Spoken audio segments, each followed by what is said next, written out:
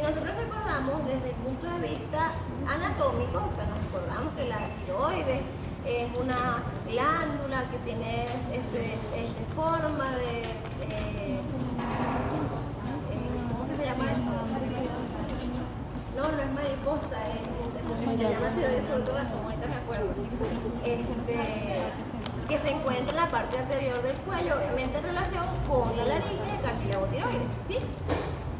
Desde el punto de vista de la fisiología, la regulación normal, la función de la glándula tiroides se da a través de este eje de retroalimentación, ¿sí? Nosotros tenemos inicialmente los órganos rectores o de control central, que son el hipotálamo y la hipófisis, ¿ok? Que en este caso la acción es principalmente el adenohipófisis sobre las células tirotropas, ¿ok?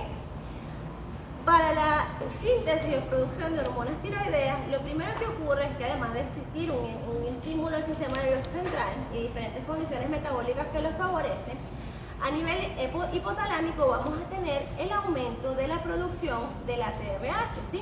Que sus siglas significan Thyroid Hormone Releasing Hormone, ¿ok? Es una hormona liberadora de tirotropina, ¿sí? Ella lo que hace es que llega, se une a su receptor en las células tirotropas de la adenohipófisis y allí ocasiona que ellas produzcan y liberen la TSH, que es la hormona estimulante de la tiroides, ¿sí? Es TSH porque está en inglés así, la sigla, Thyroid Stimulating Hormone, ¿ok? Por eso. Aquí ellas se unen a las diferentes células del folículo tiroideo y en esa célula folicular van a ocasionar todos los fenómenos relacionados con la tiroidogénesis, ¿ok? Aquí vemos que el receptor está a nivel basal, ¿ok? Esto es una célula apical, esto es el espacio apical, ¿ok? Donde está el coloide tiroideo. Y vemos que la unión de ese receptor va a ocasionar a través de, como ven aquí, este es un receptor de dominio transmembrana que actúa a través de la activación de un segundo mensajero, que en este caso es la mipiciclina, ¿sí? Eso va a hacer que tengamos la hormona tiroidea, o sea, la molécula primigenia, que a través de un proceso de yodación, organificación del yodo, etcétera, etcétera, y de fenómenos de acoplamiento, se convierte en hormonas tiroideas propiamente dichas, que son liberadas a través de secreción palatina por la misma membrana basal de la glándula, ¿okay? Del folículo tiroideo. Estas se liberan al torrente sanguíneo y ahí tenemos un aumento de los niveles circulantes del T3 y T4, ¿ok? Que van a pegarse a todos los receptores periféricos que tienen, que son múltiples, ¿ok? La acción de las hormonas tiroideas es bastante significativa por su relación con la regulación del metabolismo basal, ¿ok? Y eso va a tener como efecto secundario que ocurra el fenómeno de retroalimentación. En este caso, cuando tenemos un aumento de los niveles de T3 y de T4, eso va a ser percibido por las células de la hipófisis y del hipotálamo y va a inhibir la producción de sus hormonas reguladoras, ¿okay? Es decir, que en este eje en particular, el fenómeno de retroalimentación es una retroalimentación negativa, ¿sí? Así como habíamos visto en el sistema anterior. Y esto es algo que afortunadamente para ustedes se repite en la mayoría de los ejes endocrinos. Una de las manifestaciones primarias del trastorno tiroideo en general es el bocio, que es el aumento de volumen, de tamaño de la glándula tiroides, ¿okay? Evidentemente, esa paciente que ustedes ven ahí en esa foto es una paciente que tiene un bocio muy grande, es un bocio grado 4 según la clasificación de la OMS, no todos los pacientes se ven así, ¿okay? Que puede tener diferentes manifestaciones, puede ser un bocio que es homogéneo, que es lo que llamamos un bocio difuso, o puede tener diferentes quistes o nódulos que lo hacen un bocio nodular o multinodular si tiene más de dos nódulos, ¿ok?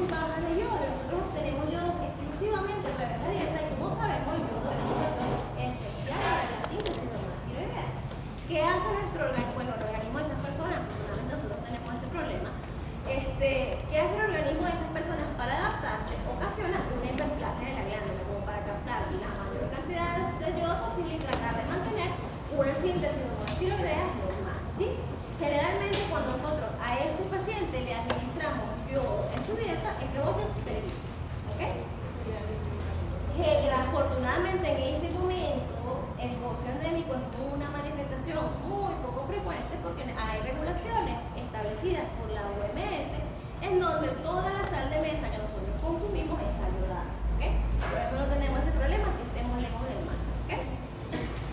Ahora, nosotros podemos ver los trastornos tiroideos tanto en hiper como en hipofunción, ¿sí? Lo podemos ver inicialmente de forma sindromática. ¿Qué significa eso? Que hay manifestaciones clínicas de hiperfunción que son comunes a todas las enfermedades que pueden generar hipertiroidismo, ¿sí? Yo decir hipertiroidismo o hipotiroidismo no estoy diciendo una enfermedad en particular, no, estoy diciendo un síndrome clínico. Cuando yo me pongo a ver las características particulares del paciente, prefiero exámenes, etcétera, etcétera, etcétera, todo lo que tengo que hacer yo como internista, eso no les toca a ustedes, pero bueno, es importante que lo conozcamos. Entonces ahí podemos determinar la etiología, la causa real, cuál es la enfermedad que está ocasionando esa manifestación en hiper o en hipofunción. ¿Sí tiene sentido lo que estoy diciendo? ¿Sí? Hay manifestaciones que son comunes a todo el mundo. Ustedes lo que pueden decir, no, mira, tú tienes hipotiroidismo, ir a verte porque pueden ser muchas cosas. ¿Sí me estoy explicando? ¿Sí? Entonces, desde el punto de vista de la hiperfunción tiroidea, nosotros podemos tener un síndrome clínico que se provoca por un aumento de las hormonas tiroideas, ¿sí? Si nosotros conocemos desde el punto de vista fisiológico cuáles son las funciones en nuestro organismo de la hormona tiroidea, nosotros podemos hasta inferir las manifestaciones clínicas sin necesidad de tener que estarnos retirando nada, ¿ok? Esta manifestación puede ser primaria, secundaria o terciaria, y esto depende del lugar en ese eje de regulación donde está ocurriendo la alteración principal, ¿sí? Vamos a ver esta diapositiva para que entendamos, ¿ok? Generalmente, cuando nosotros hablamos, es como de atrás para adelante realmente, cuando decimos primario, secundario y terciario. Cuando nosotros hablamos de un trastorno primario tiroideo, estamos hablando de un trastorno glandular, en el que la glándula por diferentes mecanismos no funciona de forma normal y ocasiona enfermedad, ¿sí? Si hablamos de un trastorno secundario, estamos hablando del nivel hipofisiario, ¿ok? En este nivel hipofisiario hay algún tipo de alteración que ocasiona enfermedad que se expresa en hiper o hipofunción, en este caso de la tiroides.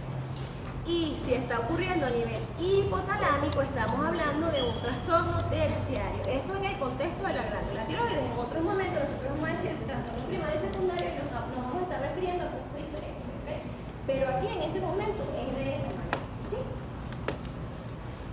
Entonces, desde el punto de vista de las causas de hipertiroidismo primario, que es el hipertiroidismo que ocurre por alteraciones en la glándula propiamente dicha, vamos a tener muchas enfermedades, ¿sí? Hay miles, millones de cosas que pueden ocasionar hipertiroidismo, ¿ok? Pero, desde el punto de vista didáctico, nosotros vamos a ver en este momento las que son importantes desde el punto de vista clínico, lo que ustedes realmente sí van a ver en su práctica profesional, ¿ok?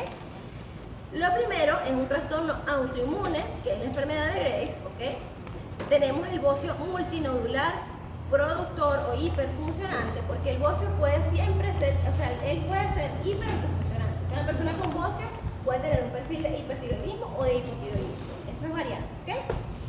También podemos tener este tumor benigno como un adenoma, pero este es un adenoma productor de hormonas tiroideas, por lo tanto se denomina adenoma tóxico. O en el caso tristemente de las neoplasias malignas, en donde vamos a tener en muchas oportunidades que son neoplasias hiperfuncionantes, es decir, un tumor que produce hormona tiroidea, ¿sí? Como consecuencia más importante desde el punto de vista clínico, la de mayor severidad es la tormenta tiroidea, que es una complicación del hipertiroidismo en el que hay un nivel tan elevado de hormonas tiroideas circulantes que tenemos las manifestaciones clínicas asociadas con su efecto cardiovascular particularmente, y eso puede ocasionar arritmias que pueden ser letales para el paciente. El paciente tenemos que hacerle un bloqueo tiroideo rápidamente porque eso amenaza su vida. Es una emergencia endocrinológica real, ¿okay? Si nosotros hablamos de hipertiroidismo, tenemos que saber que como la hormona tiroidea tiene efectos importantes sobre el metabolismo basal, ¿okay? Las manifestaciones clínicas de cualquier paciente con hipertiroidismo, independientemente de la causa, van a ser más o menos comunes y algunas particulares que son cada una de la entidad clínica o de la enfermedad particular a la que estamos hablando, ¿okay? Una cosa principal es que en el hipertiroidismo hay un aumento del metabolismo basal, así como ven ustedes aquí. Eso tiene diferentes manifestaciones asociadas. Un paciente que va a estar, como tiene un aumento del metabolismo,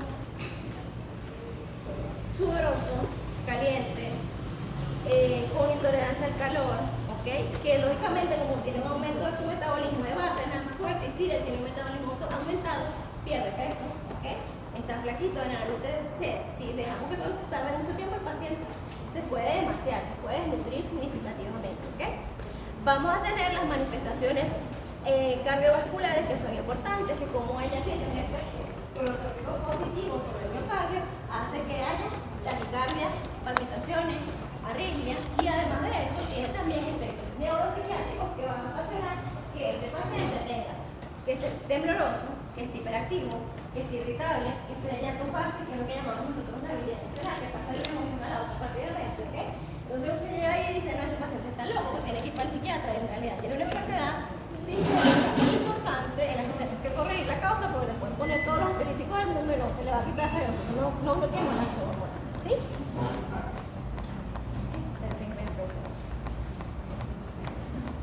El diagnóstico, pues, por supuesto, depende de la clínica y de las manifestaciones clínicas particulares de cada entidad, y por supuesto hay un perfil hormonal particular en el hipertiroidismo, ¿okay?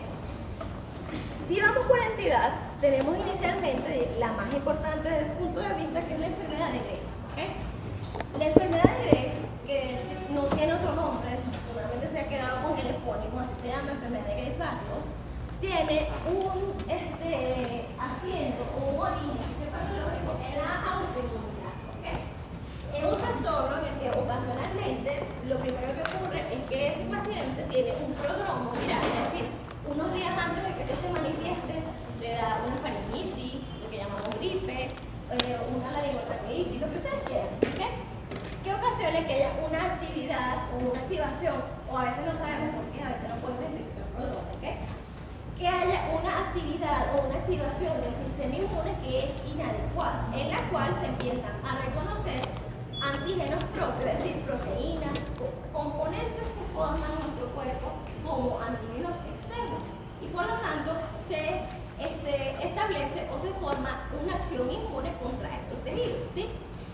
En el contexto de la enfermedad de Graves vamos a tener que hay una respuesta humoral, es decir, una respuesta de anticuerpos, que hace, o que dichos anticuerpos, mejor dicho, tienen una acción agonista sobre el receptor de la TSH. Y como sabemos, la TSH es la hormona estimulante de la tiroides.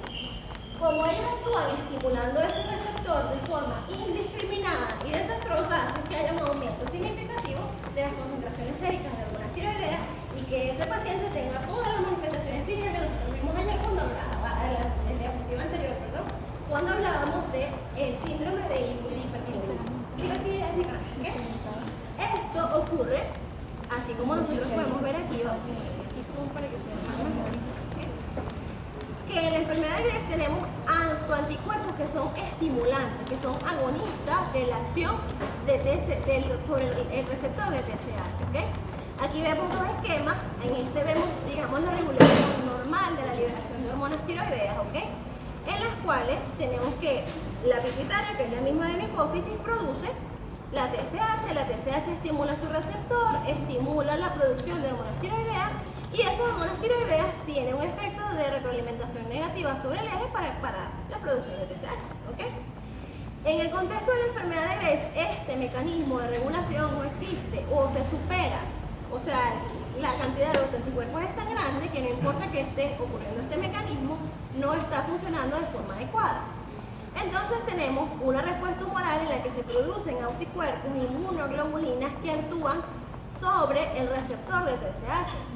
Esa estimulación de receptores de TSH es una estimulación que es masiva, prácticamente todos los receptores de TSH se activan y eso estimula tanto la producción como liberación de hormonas. Entonces recuerden que nosotros en el colegio tiroideo tenemos hormona tiroidea guardada para el por si acaso, ¿ok? Y tenemos todas las manifestaciones clínicas que pueden hasta llegar a la tirotoxicosis, que es la consecuencia más severa de la hipertensión tiroidea, ¿sí? Evidentemente, desde el punto de vista del tratamiento, nosotros lo que tenemos que hacer es bloquear esta producción, ¿sí? Con medicamentos antitiroideos. No sé si alguno tiene alguna familia que ha tomado tapazol alguna vez en su vida. ¿Ah?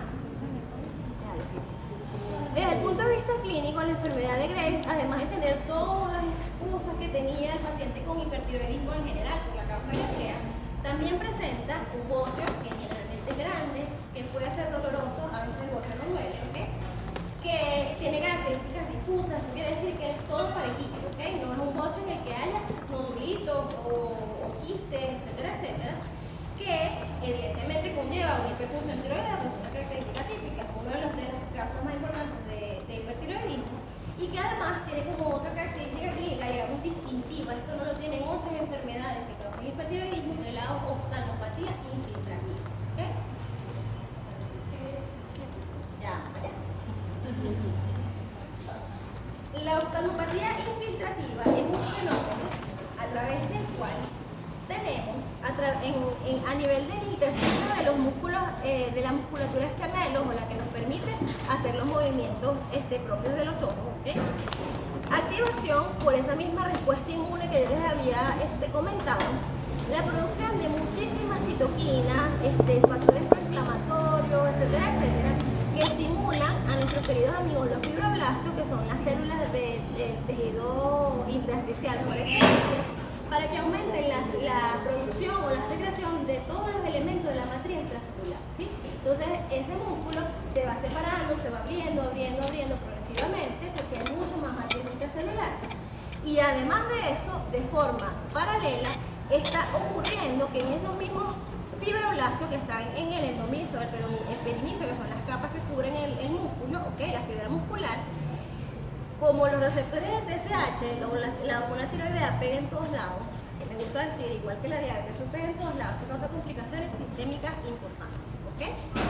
Entonces, también tenemos la estimulación a través de ese mecanismo de la producción de matriz extracelular y claro, el músculo aumenta en volumen, se vuelve más grande de lo que es y como sabemos la órbita es un continente que tiene una dimensión limitada. Si nosotros superamos el tamaño, lo que puede contener la órbita, evidentemente lo que va a ocurrir es que va a haber una extrusión del ojo y la manifestación es lo que tienen estas pacienticas, que es el exoftálmico, ¿ok?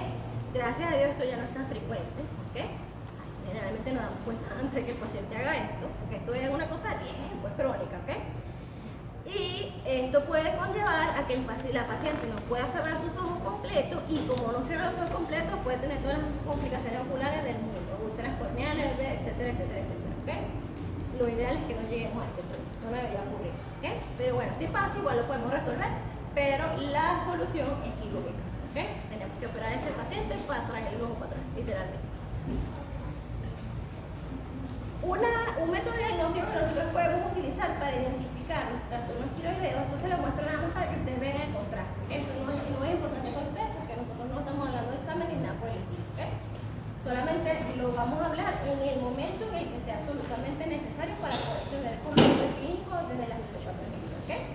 Estas imágenes que ustedes ven aquí son las imágenes de un amagrama tiroideo. No sé si alguna vez lo han escuchado nombrar o tienen algún familiar que les haya tocado hacerse uno, ¿no? El principio del gammagrama tiroideo es que nosotros administramos a ese paciente de forma endovenosa una molécula de glucosa que tiene una marquita radioactiva. Eso hace que cuando nosotros hagamos el estudio de imagen secundario, ella brille, ¿ok?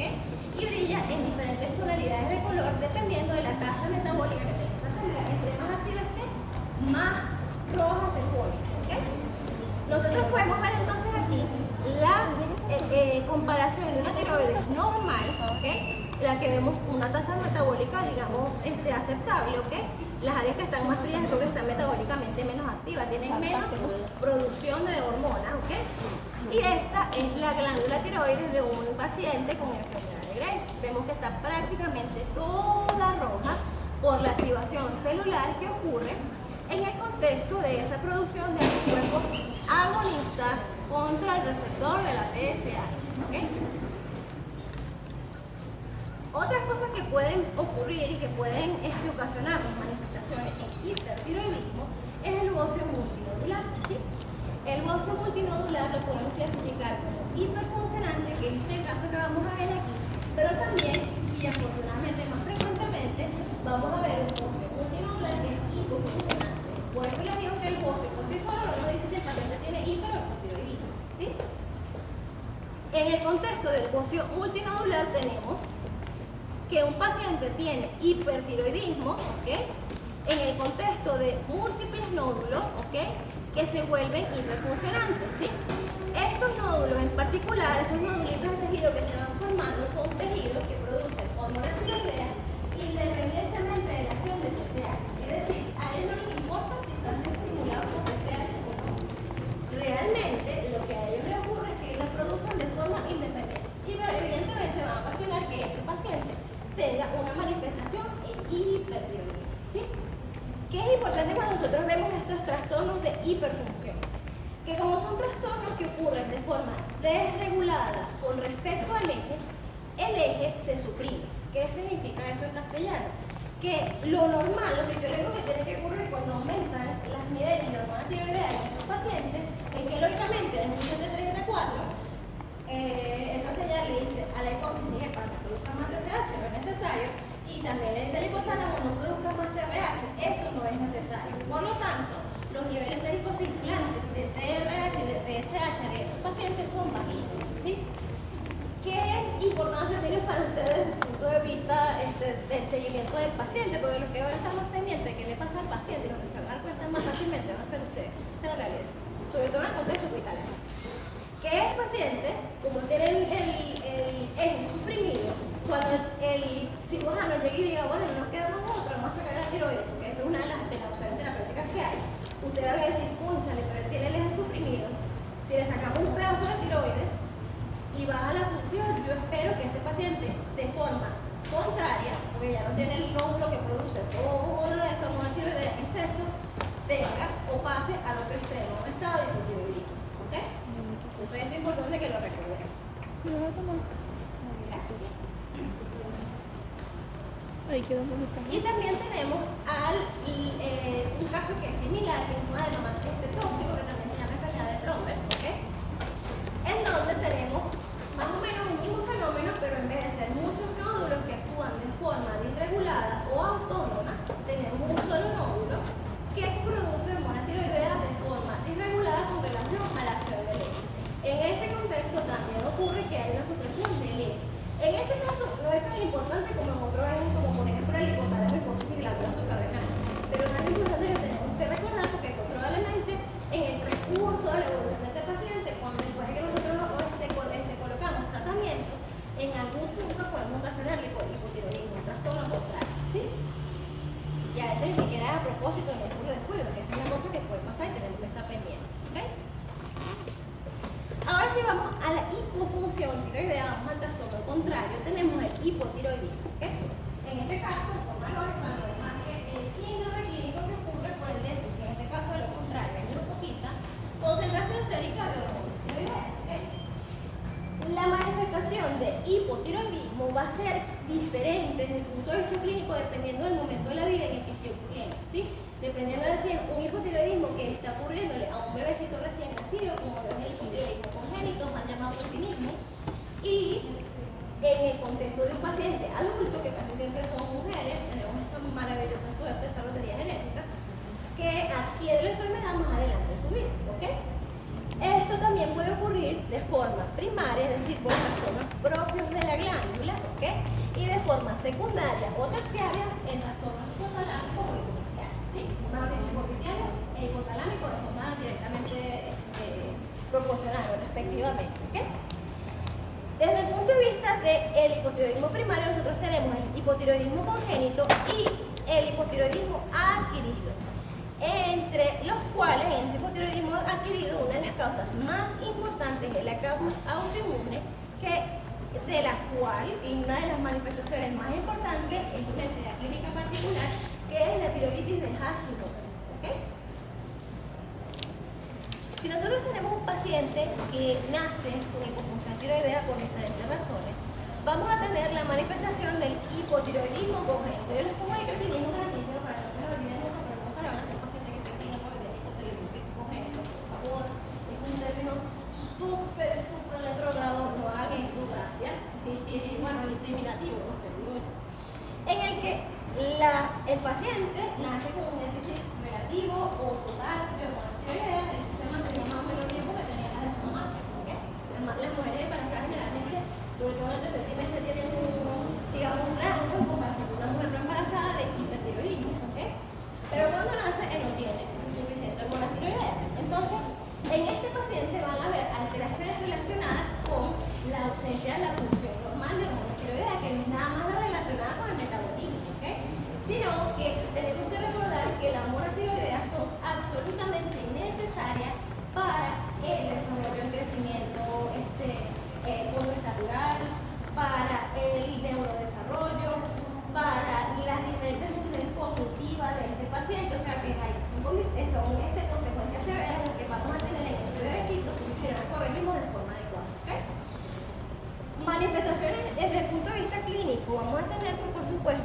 paciente que tiene un desarrollo del sistema esquelético anormal. Generalmente es un paciente que es pequeño para su edad, en relación con la curva de crecimiento normal. Otra cosa importante es que ese paciente, si no lo corregimos de forma adecuada, va a tener manifestaciones de neurodesarrollo muy severas. Generalmente hay un retraso psicomotriz muy importante. No sé si se llegaron a ver un programa que se le visto hoy de una niña en la India que tenía 32 años pero era niña. ¿Alguno que no lleva a ver? Ese es un paciente con hipotiroidismo congénito que tristemente no fue tratada bien. Y las consecuencias que ustedes pueden ver, tomando en cuenta las habilidades, que lo haya visto, las poquitas habilidades que tenía esa bebecita, que hasta que tenía 32 años era una bebé, ¿okay? Representa un desastre desde el punto de vista de la calidad de vida de ese paciente. Por eso nosotros tenemos que dar cuenta y tenemos que actuar rápido, ¿okay? Ellos van a tener unas facciones que son grotescas por el desarrollo de misedema. Hay un tipo de edema particular, que es un edema rico en proteína, que va a hacer que sean así, con la carita gruesa, un puente nasal engrosado. Una cosa importante es que tienen un movimiento de la dimensión de la lengua que hace que tengan más glosia.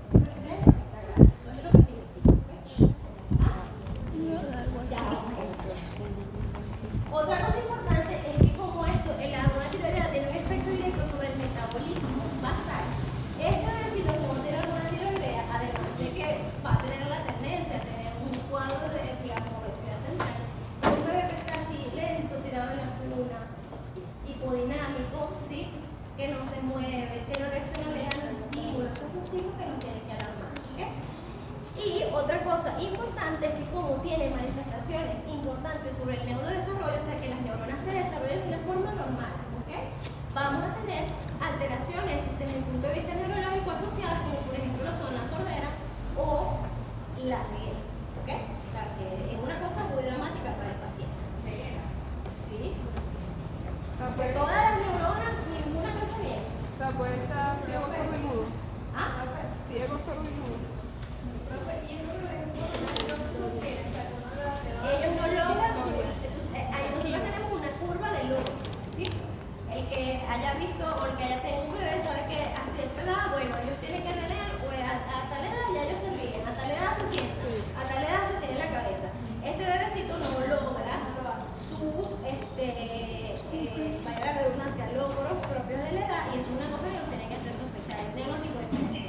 ¿En qué tiempo se puede ¿Qué hacemos con nosotros con los bebés? Como esto es un desastre, como ustedes pueden ver, para la vida de ese paciente y de su familia, obviamente, porque una persona en una condición de discapacidad no es fácil para nadie, ¿okay? Tampoco es que hay que maldición, pero bueno, lo ideal sería que si podemos evitar que pase, lo evitemos, ¿okay? Para esto existe una prueba especial, que es el screening neonatal, que también se conoce como la prueba del talón, que entre otras cosas, ¿okay? Mide las concentraciones séricas de TSH. En base a eso nosotros vemos si los niveles son normales o no y rápidamente debemos iniciar terapia con sustitución hormonal, que en este caso es levotiroxina, leutirol, que algunos sí lo han oído nombrar, no lo conocen, ¿okay? Que se les pone por dosis ponderal, porque así se les pone la dosis de los medicamentos a los niños dependiendo del peso, ¿okay? Y evitamos que ese horrible desastre que podía ocurrir a ese bebé le pase. Pero, o sea, ¿en qué tiempo el niño nace, verdad? ¿En qué tiempo máximo se debería detectar para poder hacer el estudio natal es recién nacido. El bebecito nace y cuando tú le haces los cuidados propios del recién nacido, que ustedes lo van a aprender cuando en pediatría, una de las cosas que nosotros hacemos cuando hacemos el cuidado propio del recién nacido es tomar la muestra para hacer la prueba del talón. Nosotros no esperamos a que tenga síntomas, porque entre más pequeña es una persona, ¿okay? Entre más temprano está en un estado de desarrollo de sus habilidades, la que sea, más severas pueden ser las consecuencias si no lo corregimos de una forma adecuada. Nosotros no esperamos que el bebé se vea así. No podemos hacer eso, no deberíamos hacerlo. Yo no completamente reversible. Con la levotiroxina y la claro, tiene que tener su control periódico para ir modulando la dosis, porque evidentemente la que le servía recién nacido no le va a servir a los 5 años. Yo sería un tratamiento para toda la vida. Por lo menos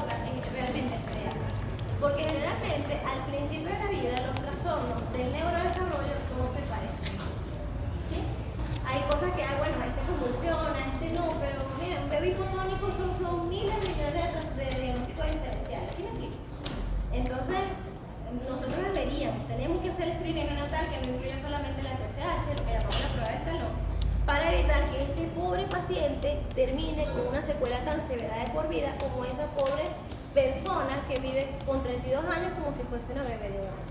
Eso es una injusticia, ¿ok? Aunque su familia la quiere mucho, igual, es muy triste, ¿ok? Ahora, si esto le ocurre a un paciente adulto, evidentemente la manifestación clínica es distinta porque se supone que este es un paciente que llegó a cumplir todos esos logros de neurodesarrollo que después de entrar a la vida empieza a presentar manifestaciones de hipofunción tiroidea. Así como habíamos visto anteriormente, esto es un síndrome clínico, es decir, todas las causas comunes de hipotiroidismo pueden generar estos síntomas y hay diferentes, digamos, particularidades entre uno y otro que nos permite decir, bueno, es una tiroides de Hashimoto, es una tiroides de Kerbein, está haciendo hipotiroidismo por una enfermedad sistémica, ¿ok? Ahí la diferenciación depende de ciertas características clínicas, ¿ok? Como sabemos, la hormona tiroidea tiene un efecto importante sobre, como vimos, el sistema cardiovascular, el metabolismo basal, también sobre el neurodesarrollo o la neurocognición, las funciones cerebrales superiores en general.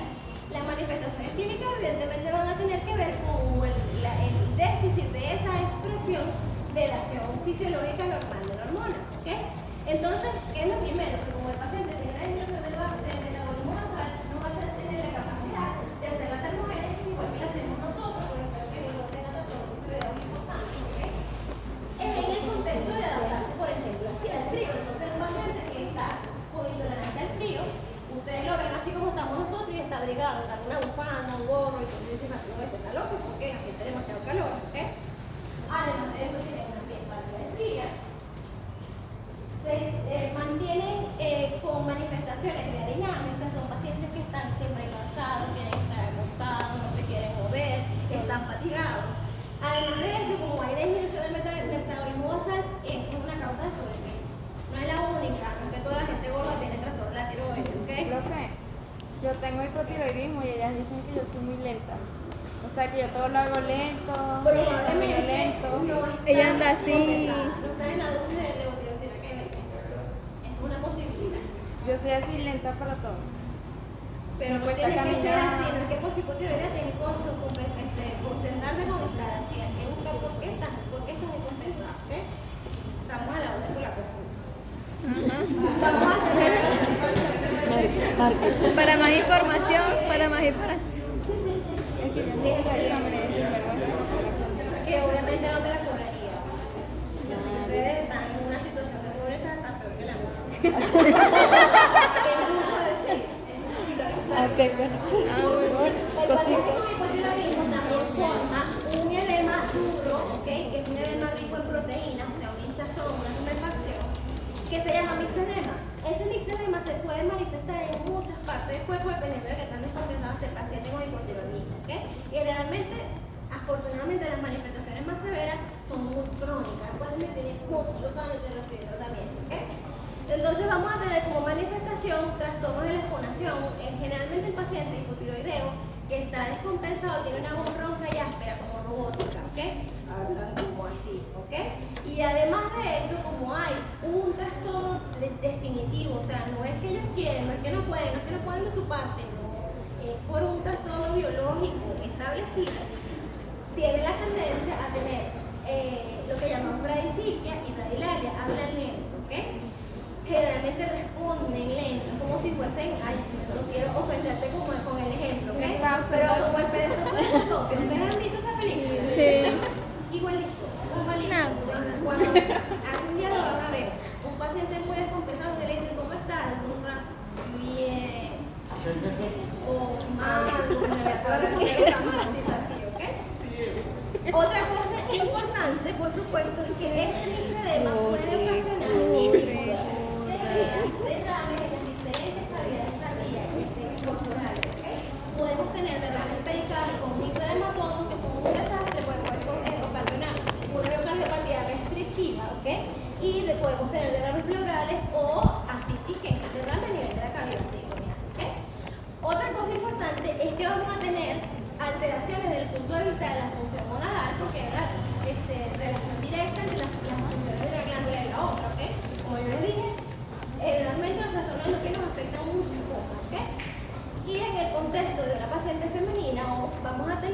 trastornos desde el punto de vista de la glándula del ovario como glándula endocrina, es decir, que hay una disminución de la producción de estrógeno y por lo tanto vamos a tener trastornos menstruales y además de eso también vamos a tener ciclos anovulatorios, es decir, que una causa posible de infertilidad puede ser trastorno de la glándula tiroides, ¿sí?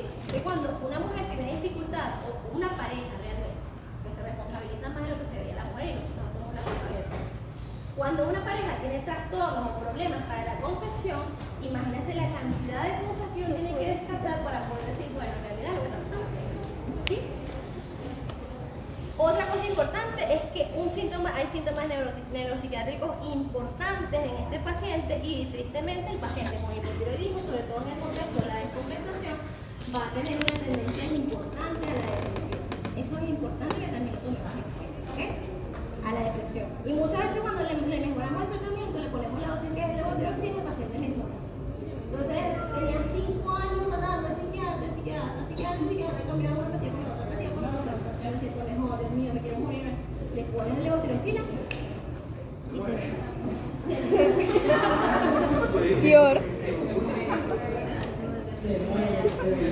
Desde el punto de vista de la entidad clínica más frecuentemente relacionada con hipotiroidismo, que no es la única, ¿okay? Yo estoy dando la más importante. Hay muchas causas de hipotiroidismo también. Vamos a tener como entidad nosológica principal la tiroides de Hashimoto, ¿okay? Es la que traemos a colación porque es la más frecuente. O sea, un 60% de los pacientes que se presentan con hipotiroidismo en nuestra práctica clínica, nuestra sala de hospitalización, etcétera, etcétera, desarrollaron el hipotiroidismo como consecuencia de este trastorno. ¿Okay? La tiroides de Hashimoto también es un trastorno autoinmune, ¿okay? Solamente que el mecanismo de daño es diferente y por lo tanto en vez de expresarse en hiperfunción, como ocurría en la enfermedad de Graves, ocurre lo contrario. Este paciente es un paciente hipotiroidismo. ¿Okay? Entonces vamos a tener como característica la formación en muchas ocasiones Yo tengo un grupo de no siempre, casi nunca está en el como de la foto que les de mostré, todas las ¿okay? 52 páginas. Además de eso, vamos a tener, si hacemos una biopsia, infiltración de linfocitos en la glándula, la hipofunción tiroidea, que es una de las características clínicas típicas y características, y que generalmente, por la historia natural de la enfermedad, se precede de un cuadro de hipertiroidismo. Ya les voy a explicar por qué pasa. ¿Okay?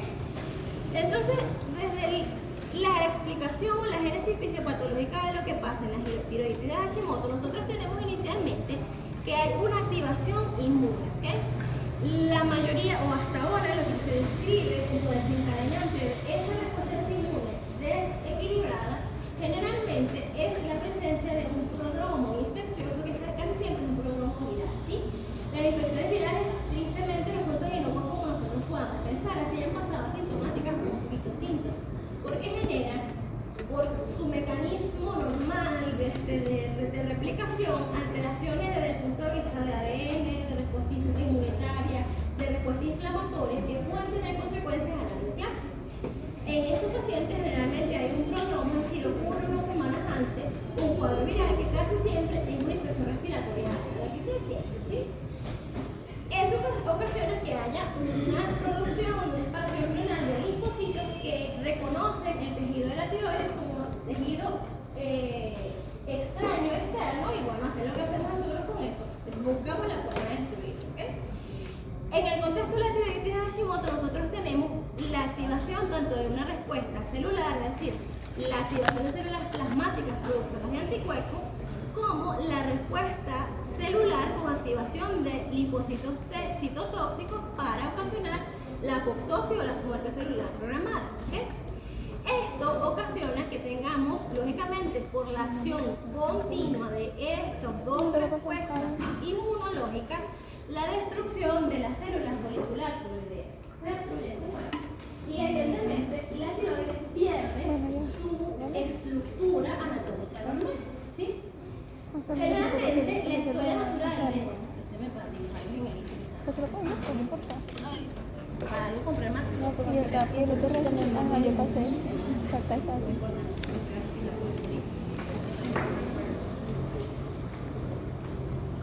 Nosotros tenemos una evolución natural de la enfermedad, ¿ok? Tenemos que recordar que la estructura anatómica normal y el folículo tiroideo es muy básico, ¿eh? El